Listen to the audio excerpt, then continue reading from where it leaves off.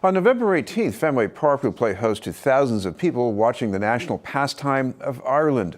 For most of us in America, a game of hurling has elements of baseball, hockey, and lacrosse, and a very fast pace. The teams at Fenway Park will compete for the Players Champions Cup to raise money for the Gaelic Players Association. To give us a preview is the association's president, Aidan Browne. Thank you very much for being with us, Aidan. Thank you. Great to be here. For people who have not seen this game before played on the real field, how would you describe it? Okay, it's an ancient sport, Irish sport. It's played on a field which is of a dimension unseen here in the United States or in most parts of the world. The field is over 100 yards wide, 160 yards long. Takes 3 pucks of the sliotar to get from one end to the other. Fine pucks to get them there. 15 players aside, with zone marking, as you'd say in the US. Well, you used a word that a lot of people don't know about. You've got a little show and tell at your disposal here. Sure. Sliotar, what is that and what does it do? So this sliotar, it's not unlike a baseball. It's slightly smaller. What this ball does is goes from one end of the field to the other and hopefully into the net when properly struck by what is referred to as a hurley. This is a very tiny hurley for a little baby.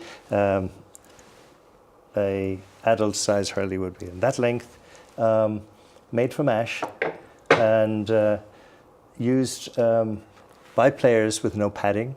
They wear helmets and apply their great skill and dexterity to move the ball from one end of the field to the other. Now, dexterity in this game can mean different things at different moments. I guess one of them is, I guess you were allowed to carry the sliotar with the hurley for a bit? You can. You can take as many, you can run with the sliotar on the end of the hurley for as many paces as you like.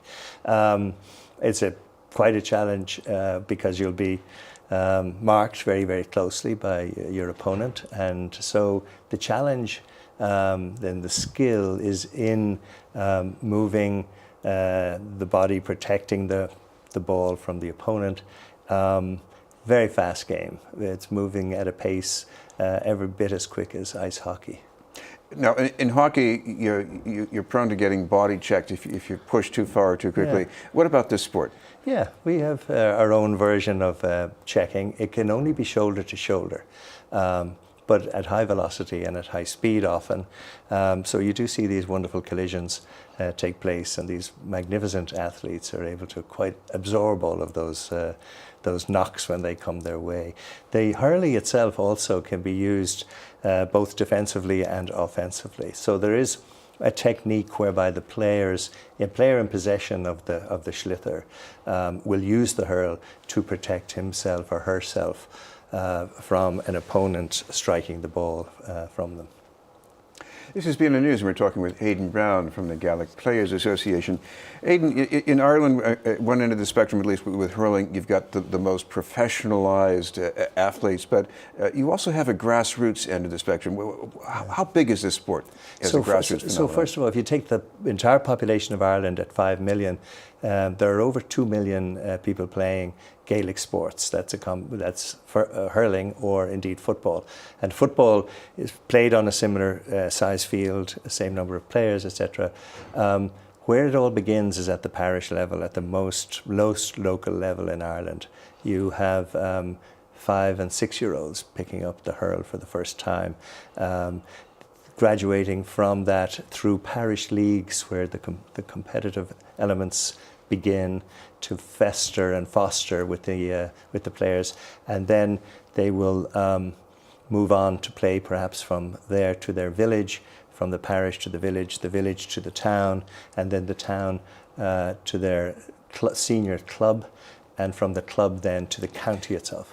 Now, and of course, in this particular event here, I'm thinking of people in Fenway Park being very professionalized, but they don't make the kind of money that professional athletes do in this country, and that's why I guess you're trying to help them a bit. That's true. Yeah, no, it's very much it's an amateur sport, and indeed, all of our players wish to continue to be amateurs. Notwithstanding, they do prepare, they train. There was a recent study presented, which underscored how the average senior county player, both men and women, that they will dedicate as much as 30 hours a week to their training and preparation for their county teams. What about the teams going to be competing here?